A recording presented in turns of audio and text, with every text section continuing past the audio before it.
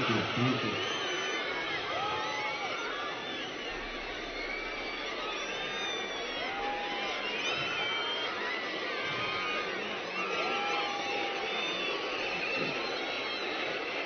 Courage. Courage தான் எல்லாத்துக்குமே ஒரு பேஸ். கரேஜ் தான் எல்லாத்துக்குமே ஒரு பவர். அப்படிப்பட்ட அந்த பவர் எதிலிருந்து ஆரம்பிக்கிறது தெரியுமா? நம்மள அண்டர் எஸ்டிமேட் பண்ற நேரத்துல, நம்மள ஒரு ஏளனமா பார்க்கிற நேரத்துல, நம்ம யாருன்னு ப்ரூவ் பண்ணி காட்டணும்னு ஒண்ணு தோணும். நம்ம யாருன்னு காட்டணும்னு ஒரு உத்வேகம் ஒண்ணு வரும். அப்படி ப்ரூவ் பண்ற அந்த பாயிண்ட் எதுல இருந்து ஸ்டார்ட் ஆகுது தெரியுமா?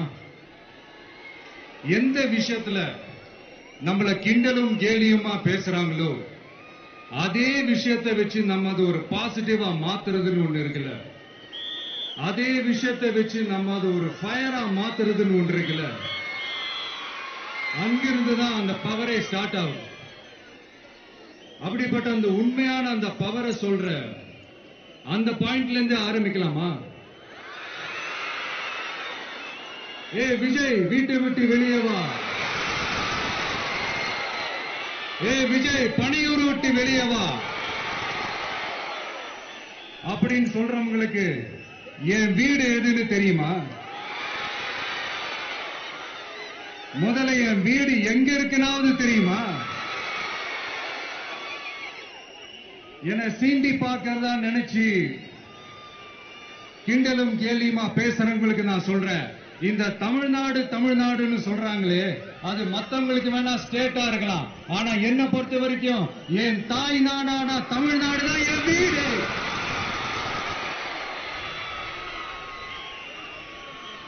என் வீட்டுல மொத்தம் எத்தனை பேர் இருக்காங்க தெரியுமா? 8 கோடி பேர் இருக்காங்க. ஒட்டுமொத்த தமிழ்நாட்டு மக்களும் என் வீட்டு மக்கள், என் குடும்பம், என் உறவு, என் சொந்தம். எனக்கு எல்லாமும் கொடுத்த இந்த 8 கோடி சொந்தங்களுக்கு இனிமே எல்லாமுமா கூட நிக்க போறது இந்த விஜய் மட்டும்தான். தமிழ்நாட்டோட முதல் படை வீரனா, தமிழ்நாட்டோட முதல் பாதுகாவலனா அவங்க கூடவே நிக்கணும்ன்றதுதான் என்னுடைய குறிக்கோள். இன்னைக்கு இந்த விஜய், உங்க விஜய் உங்ககிட்ட ஓட்டு கேட்டு மட்டுமே வரல, உங்ககிட்ட நீதி கேட்டும் வந்திருக்கிற. ஆக்சுவலா உங்களுக்காக நீதி கேட்கறதுக்காக தான் நான் அரசியலுக்கே வந்தேன். ஆனா இன்னைக்கு நான் உங்ககிட்ட நீதி கேட்கறதுக்காக வந்திருக்கேன். இந்த விஜய் என்னங்க தப்பு பண்ணா? தன்னை நேசிச்ச தன்னுடைய மக்களுக்காக அரசியலுக்கு வந்தா அது ஒரு தப்பா?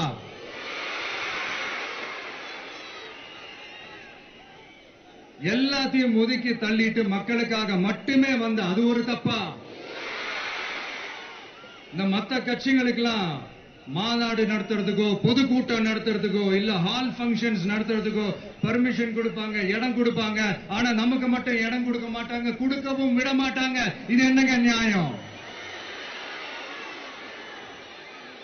நான் போய் மக்களை சந்திக்கிறதுக்கோ இல்ல மக்கள் வந்து என்ன சந்திக்கிறதுக்கோ ஒரு உரிய இடமோ இல்ல உரிய பாதுகாப்போ மற்ற கட்சிகளுக்கு எல்லாம் கொடுப்பாங்க. ஆனா எனக்கு கொடுக்க மாட்டாங்க, கொடுக்கவும் விட மாட்டாங்க. இது என்னங்க நியாயம்? இந்த SOPs சொல்லுவாங்க, அதனுடைய ஃபுல் ஃபார்ம் வந்து ஸ்டாண்டர்ட் ஆபரேட்டிங் ப்ரொசீஜர். ஆனா எனக்கு மட்டும் அது ஸ்டாலின் சார் ஆபரேட்டிங் ப்ரொசீஜர். இது என்னங்க நியாயம்? இந்த விஜய் உண்மையானவன்றது உங்க எல்லாருக்குமே தெரியும். நமக்கு எதிராக சதி செய்யறது யாரு, நமக்கு எதிராக சூழ்ச்சி செய்யறது யாரு, நமக்கு எதிராக பழி போடுறது யாரு, யாரெல்லாம் ஒன்னா சேர்ந்து இதெல்லாம் செய்யறாங்கன்றது உங்க எல்லாருக்குமே நல்லா தெரியும். அதனால என்னோட சொந்தங்களாகிய உங்ககிட்ட வந்து நான் நீதி கேட்காம வேற யாருக்கிட்ட தான் போய் கேட்பேன்?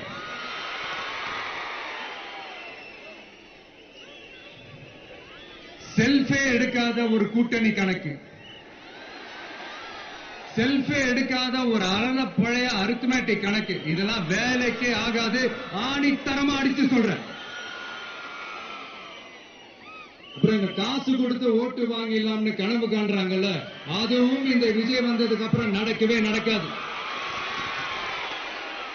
வண்டி வண்டியா கொண்டாந்து குட்டுவாங்க. 1000, 2000, 3000, 4000, 5000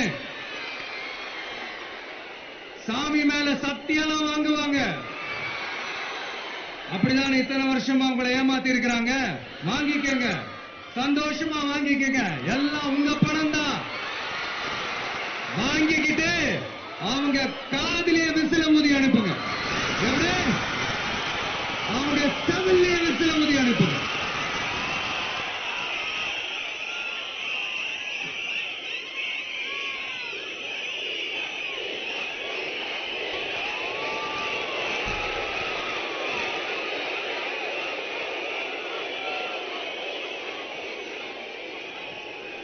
அடுத்து நம்மளுடைய ஜென்சி, அடுத்த இளம் தலைமுறையினருக்கும் நான் சொல்லணும்னு நினைக்கிறேன். இந்த பணத்தை கொடுத்து ஏமாத்தி ஓட்டு வாங்குற அந்த கலாச்சாரம் ஒழியணும். பணத்தை கொடுத்து ஏமாத்தினா ஏமாறுவீங்க. உங்களை தான் கேட்கிறேன், பணத்தை கொடுத்து ஏமாத்தினா ஏமாறுவீங்க? எல்லாரும் கொஞ்சம் கை இப்படி வைங்களேன் எனக்காக. நான் சொல்றதை கொஞ்சம் ரிப்பீட் பண்ணுங்க. எங்க ஓட்டு எங்க உரிமை. எங்களை யாரும் விலைக்கு வாங்க முடியாது. எங்கள் ஓட்டு விசில் சின்னத்துக்கு தான். வேற யாரையும் நம்பி ஏமாற மாட்டோம். தேங்க்யூ. கேட்டுச்சா சார்? இனிமே நீங்க கொள்ளையடிச்சு வச்சிருக்கிற பணம் எல்லாம் வேஸ்டா போகுது. குப்பையில தான் தூக்கி போடணும். உங்களுடைய இந்த ஊழல் ஆட்சியும் மக்கள் குப்பையில தான் தூக்கி போட போறாங்க. அடுத்து ஒவ்வொரு வீட்டில் இருக்கிற என்னுடைய குட்டி நண்பா நண்பீஸுக்கும் ஒன்னு சொல்லணும்னு நினைக்கிறேன். வீட்டுல டிவியில உட்கார்ந்து இந்த பிரச்சார மீட்டிங் எல்லாம் பார்த்துட்டு இருப்பீங்க. உங்களையும் உங்களுடைய ஃபியூச்சரையும் மைண்ட்ல வச்சுக்கிட்டு தான் நாம அரசியலுக்கே வந்திருக்கிறோம். அதனால எனக்காக நீங்க ஒண்ணு செய்யணும். தொடர்ந்து செஞ்சுக்கிட்டு தான் இருக்கிறீங்க. நான் நிறைய கியூட்டான வீடியோஸ்லாம் நான் பார்க்கிறேன். லைக் உங்க அம்மா அப்பா கிட்ட மைக்க நீட்டி யாருக்கு ஓட்டு போடுவீங்கன்னு கேட்டா பின்னாடி இருந்த அந்த பையன், அம்மா விஜய்னு சொல்லுமா, அப்பா விஜய்னு சொல்லுப்பா அப்படின்னு நிறைய அந்த கியூட்டான வீடியோஸ் எல்லாம் பாக்குறேன். அதை தொடர்ந்து தயவு செஞ்சு அதை தொடர்ந்து கண்டினியூ பண்ணுங்க.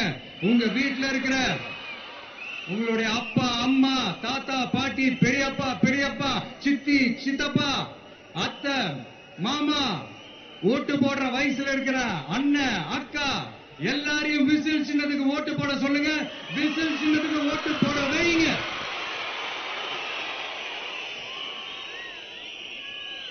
இந்த தேர்தல் நெருங்கிற இந்த நேரத்தில் பொலிட்டிக்கலா ஸ்பீக்கிங் டு த பாயிண்ட் ஒரே ஒரு விஷயம் நான் சொல்லணும்.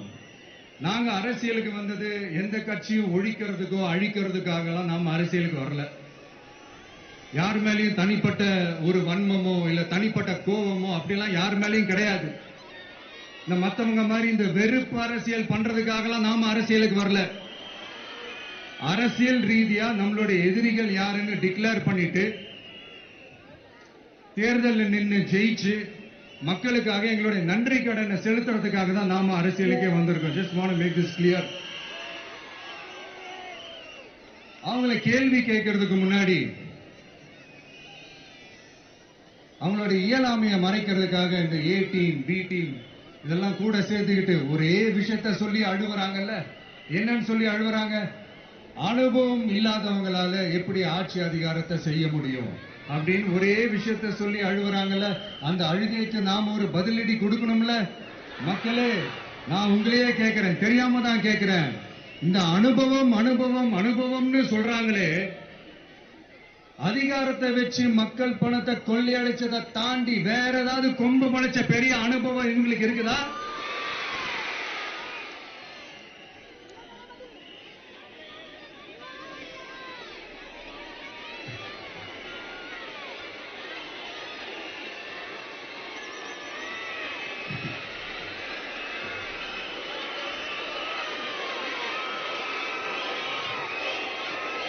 அடுத்தவங்க ஆரம்பிச்ச அரசியல் கட்சியில அடுத்தவங்களுடைய அட்ரஸ்ல அரசியல்வாதிகளா இருந்துட்டு இருக்கிற இவங்க எல்லாருக்கும் ஒரு சவால். என்ன மாதிரி தனியா என்ன மாதிரி சொந்தமா ஒரு கட்சி ஆரம்பிச்சு 1% அட்லீஸ்ட் 1% வாக்கு வாங்கி காட்டுற அந்த தில் இருக்குதா, திராணி இருக்குதா? 30 வருஷமா மக்கள் இயக்கமா இருந்து இன்னைக்கு மிகப்பெரிய ஒரு அரசியல் கட்சியா வளர்ந்து இந்த கூட்டணி கட்சிகள் மட்டுமே நம்பி இருக்கிற 75 வருஷ கட்சி, 50 வருஷ கட்சின்னு இன்னைக்கு ஆட்சி அதிகாரத்தில் இருந்துட்டு இருக்கிற இவங்க எல்லாரையும் மீறி இன்னைக்கு களத்துல தனியா நின்னு இந்த 2 வருஷத்துல முதன்மை சக்தியா வளர்ந்து 30% தாண்டி இன்னைக்கு மக்கள் ஆதரவை பெற்றிருக்கிற நமக்கு அனுபவம் இல்லையா? உங்களுடைய அனுபவம் என்னன்னு சொல்லட்டுமா?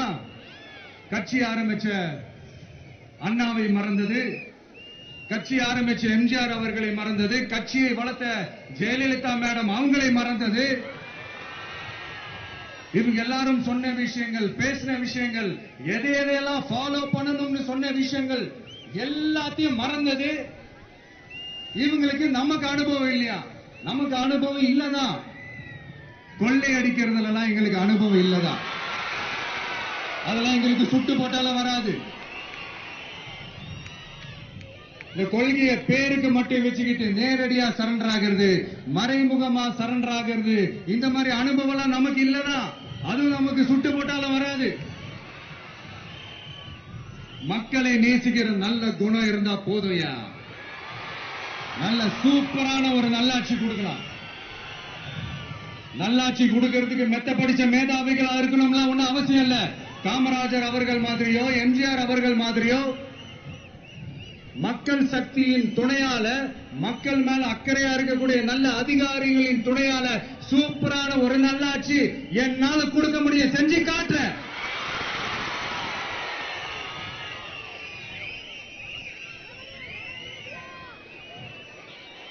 நாலரை வருஷம் ஆச்சு, 4.25 வருஷத்துக்கு மேல ஆகுது.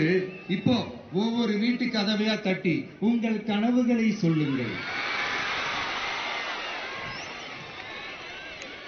உங்கள் கனவுகளை சொல்லுங்கள், நாங்கள் அதை நிறைவேற்றி காட்டுறோம். இல்ல, ஸ்டாலின் சாருக்கு மக்கள் சார்பா ஒரு கேள்வி. மக்களுடைய கனவு என்னன்னு உங்களுக்கு தெரியுமா சார்? அது சரி, அவங்க என்ன நினைக்கிறாங்கன்னு உங்களுக்கு தெரியாது, அதுக்கப்புறம் எப்படி அவங்க கனவுகளை பத்தி உங்களுக்கு தெரியும். மக்களோட கனவு என்னன்னு நான் சொல்லட்டுமா சார்? 2019, 2021, 2024 இந்த 3 தேர்தலையும் மக்கள் உங்களுக்கு வாக்களிச்சதுக்கு காரணம் நீங்க மக்களுக்கு ஏதாவது நல்லது செய்வீங்கன்னு நம்பிதான். ஆனா நீங்க மக்களுக்கு கொடுத்த பரிசு மக்களுக்கு பாதுகாப்பே இல்லாத மக்கள் விரோத ஆட்சி. அந்த மக்கள் விரோத ஆட்சியை அகற்றிட்டு அந்த இடத்தில் தமிழக வெற்றி கழகத்தை ஆட்சி பீடத்தில் அமைக்கணும் அப்படின்றதுதான் மக்களுடைய ஒரே கனவு. மக்கள் விரோத திமுக அரசை நிலைக்க கூடாது அப்படின்றதுதான் மக்களுடைய ஒரே கனவு. 100% தூய சக்தி டிவிக்கு ஆட்சி அமைக்கும்.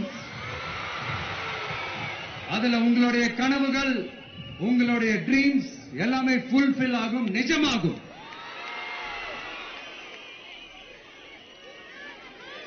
தமிழ்நாடு எப்பவுமே டெல்லிக்கு அவுட் ஆஃப் கண்ட்ரோல் அப்படின்ட்டு ஸ்டாலின் சார் அடிக்கடி சொல்லுவாங்க. ஸ்டாலின் சார் எது எதுலாம் அவுட் ஆஃப் கண்ட்ரோல் இப்ப நான் கொஞ்சம் சொல்லட்டுமா? முதல்ல சட்டம் ஒழுங்கெல்லாம் அவுட் ஆஃப் கண்ட்ரோல், பெண்கள் பாதுகாப்புல அவுட் ஆஃப் கண்ட்ரோல், இளைஞர்கள் வேலை வாய்ப்புல அவுட் ஆஃப் கண்ட்ரோல், மொத்தத்தில் அவரோட ஆட்சியே ஒரு அவுட் ஆஃப் கண்ட்ரோல். இந்த வருஷம் பிகினிங்ல சட்டசபையில பேசும்போது சொல்றாங்க, மக்கள் எல்லாரும் ரொம்ப மகிழ்ச்சியா இருக்கிறாங்க, அதனால நானும் ரொம்ப மகிழ்ச்சியா இருக்கிறேன் அப்படின்னு. மக்கள் சந்தோஷமா இருக்கிறத பார்க்கிறது கூட ஒரு சந்தோஷம் தான் சார், அது யாரும் இல்லைன்னு சொல்லல. அப்படி உண்மையிலேயே மக்கள் உண்மையிலேயே சந்தோஷமா இருக்கிறாங்க அப்படின்னா ஏன் சார் விவசாயிகள் போராட்டம் நடக்குது? ஏன் சார் மீனவர்கள் போராட்டம் நடக்குது? ஏன் தொழிலாளர்கள் போராட்டம் நடக்குது? தூய்மை பணியாளர்கள் போராட்டம் ஏன் நடக்குது? அங்கன்வாடி ஊழியர்கள் போராட்டம், செவிலியர்கள் போராட்டம், மருத்துவர்கள் போராட்டம், மாற்றுத்திறனாளிகள் போராட்டம், அரசு ஊழியர்கள் போராட்டம், ஆசிரியர்கள் போராட்டம், இடைநிலை ஆசிரியர்கள் போராட்டம், பகுதி நேர ஆசிரியர்கள் போராட்டம். இதெல்லாம் உங்க ஆட்சியில மக்கள் மகிழ்ச்சியா இருக்காங்கன்றதுக்காக நடக்கிற போராட்டமா சார்? எனக்கு தெரிஞ்சு மக்கள் சந்தோஷமா இருக்கிறாங்கன்னா பொங்கல் வச்சு கொண்டாடுவாங்கன்னு கேள்விப்பட்டிருக்கேன். உங்க ஆட்சியில தான் போராட்டம் நடத்தி அவங்களுடைய மகிழ்ச்சியை வெளிப்படுத்துறாங்கன்னு நினைக்கிறேன். இன்னும் தீரவே தீராத பிரச்சனைகள்னா இருக்கிற இடம் பிரச்சனை, பார்க்கிற வேலை பிரச்சனை, பண்ற தொழில் பிரச்சனை, விலைவாசி பிரச்சனை, தண்ணி பிரச்சனை, பஸ் வசதி இல்லைன்ற பிரச்சனை, ரோடு சரி இல்லைன்ற பிரச்சனை, ஆஸ்பத்திரி சரியா இல்லைன்ற பிரச்சனை. இப்படி எல்லாம் ஒரு அடிப்படை விஷயங்களே பிரச்சனையா இருந்தா அப்ப ஆளுங்கட்சின்னு ஒண்ணு எதுக்குதான் இருக்கிறாங்க அப்படின்னு தானே மனசுல தோணும் மக்களுக்கு. ஆட்சிக்கு வர்றதுக்கு முன்னாடி தான் பொய்யா அடிச்சு விட்டீங்க. இப்ப ஆட்சியை விட்டு போகும்போது கூட பொய்யா பேசுறீங்களே சார், என்ன சார் இது? மாத்தி பேசுறதுல நீங்க வேற லெவல் தான் சார். ஆட்சிக்கு வந்த அடுத்த வருஷமே 2022ல 70% வாக்குறுதிகளை நிறைவேற்றிட்டோம்னு சொன்னாங்க. அப்புறம் போன வருஷம் 90% வாக்குறுதிகளை நிறைவேற்றிட்டோம்னு சொன்னாங்க. அப்புறம் இந்த வருஷம் 505 வாக்குறுதிகளை 404 வாக்குறுதிகளை நிறைவேற்றிட்டோம். கிட்டத்தட்ட ஒரு 80% வாக்குறுதிகளை நிறைவேற்றிட்டோம்னு சொன்னாங்க. முதல்ல 70, அப்புறம் 90, அப்புறம் 80. இன்னும் தேர்தல் நெருங்க அது 60, 50, 40, 30, 20ல போய் நிற்கும் நினைக்கிறேன். அதையும் அவரே அறிவிப்பாரோ என்னமோ எனக்கு தெரியல. முதல்வர் ஸ்டைலியே சொல்லணும்னா, பொய்யிலேயே பிறந்து பொய்யிலேயே வளர்ந்த புலவர் பெருமானே, கொஞ்சம் அத திருத்தி சொல்றேன், புலுகர் பெருமானே. அது இன்னும் பொருத்தமா இருக்கு. அவருடைய அண்ட புழுகு, ஆகாச புழுகு என்ன தெரியுமா? பெண்களுக்கு பாதுகாப்பு தமிழ்நாட்டில் எங்க போனாலும் கொட்டி கிடக்குதான். அப்படி அது உண்மைனா அண்ணா யூனிவர்சிட்டி அந்த பொண்ணுக்கு ஏன் சார் அப்படி ஒரு கொடுமை நடந்துச்சு? கோவை கல்லூரி பெண்ணுக்கு ஏன் சார் அப்படி ஒரு கொடுமை நடந்துச்சு? பெண் குழந்தைகள் பாதிக்கப்படுறதா கிட்டத்தட்ட 1000க்கும் மேலான போக்சோ கேசுகள் ஏன் சார் பதிவானுச்சு? போதைப் பொருள் கலாச்சாரம் கண்ட்ரோலே இல்லாம அது பாட்டுக்கு தாறுமாற எங்கேயோ போய்கிட்டு இருக்கு. வயலன்ஸ் எல்லாம் தலைவிரிச்சு ஆடுது. அதுக்கு ஒரு ரீசெண்ட் எக்ஸாம்பிள் அந்த ரயில்வே ஸ்டேஷன்ல அந்த சிறுவர்கள் எல்லாரும் சேர்ந்து செஞ்ச அந்த சம்பவம். சட்டம் ஒழுங்கு சரியா இருந்தா ஏன் சார் இப்படி எல்லாம் நடக்குது? சட்டம் ஒழுங்கு சரியா இருக்கணும்னா முதல்ல தமிழ்நாட்டுக்கு ஒரு டிஜிபி வேணும் சார். எங்க சார் போனார் அவரு? எங்க அவரு? சும்மா இந்த ஆக்டிங் ஆபீசரை வச்சுக்கிட்டு அரசாங்கத்தை நடத்தினீங்கன்னா இப்படிதான் சட்டம் ஒழுங்கு சந்தி சிரிக்கும். முதல்ல தமிழ்நாட்டுக்கு ஒரு டிஜிபியை போடுங்க சார். அதுக்கப்புறமாச்சும் சட்டம் ஒழுங்கு சரியாகுதான்னு பார்ப்போம். சரிப்பா, கேள்வியா கேட்கிறியே, நீ வந்தா என்ன செய்வ அதானே கேட்கறீங்க. கரெக்ட், கேட்கணும். மக்களோட அடிப்படை தேவைகளை தீர்க்கிறது தான் நம்மளுடைய ஃபர்ஸ்ட் வேலையே. அதை தீர்க்கிறதுக்கான அந்த தேடி போறது, அதோட சொல்யூஷனை தேடி போறது தான் நம்மளுடைய ஃபர்ஸ்ட் அஜெண்டாவே. கொஞ்சம் வெயிட் பண்ணுங்க. தேர்தல் அறிக்கை ரெடி ஆயிட்டு இருக்கு. தெளிவான ஒரு தேர்தல் அறிக்கையாவது வரும். என்ன நம்புற உங்களை நான் டிசப்பாயிண்ட் பண்ணவே மாட்டேன்.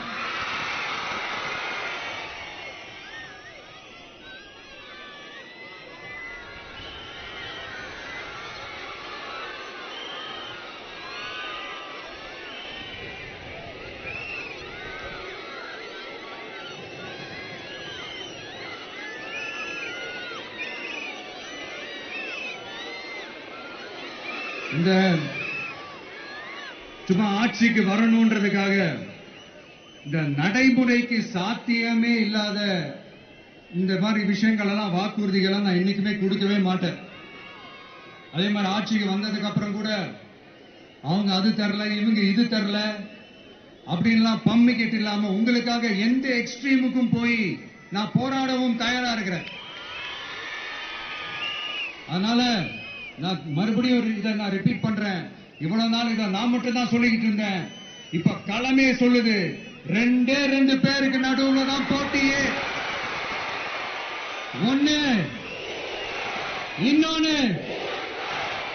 ஒண்ணு தூய சக்தி டிவிக்கு, இன்னொன்னு தீய சக்தி DMK.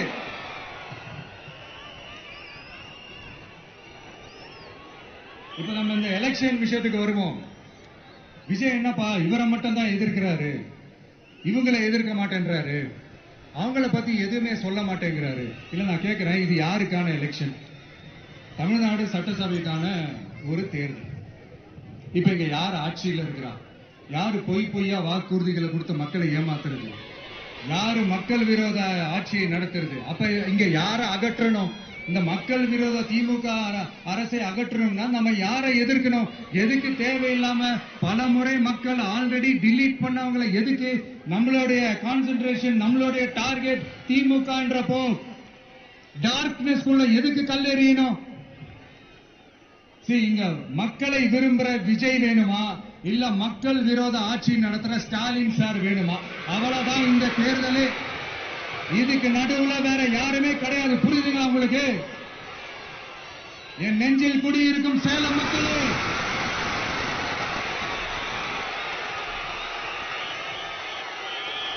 One last simple question, Vijaya நம்புறீங்களா ஸ்டாலின் சார நம்புறீங்களா? அவ்வளவுதான், முடிஞ்சு போச்சு. கதம்.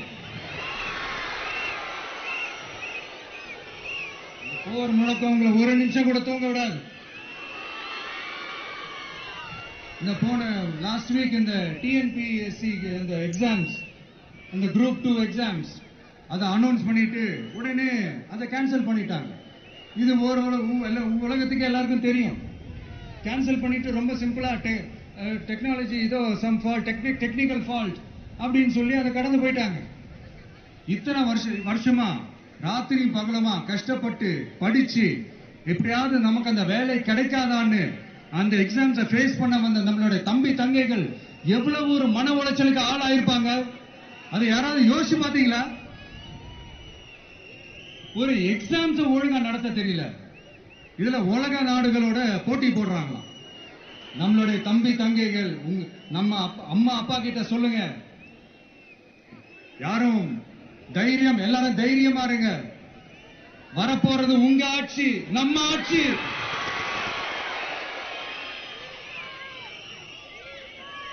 அதனால இந்த மாதிரிலாம் எதுவும் நடக்காம சமூக நீதிக்கான ஒரு நல்ல ஆட்சியை அமைப்போம். இளைஞர்களின் வேலை வாய்ப்புகளை மனசுல வச்சுக்கிட்டு டிரான்ஸ்பரண்டா அதுக்கான ஒரு தீர்வை காணுவோம்.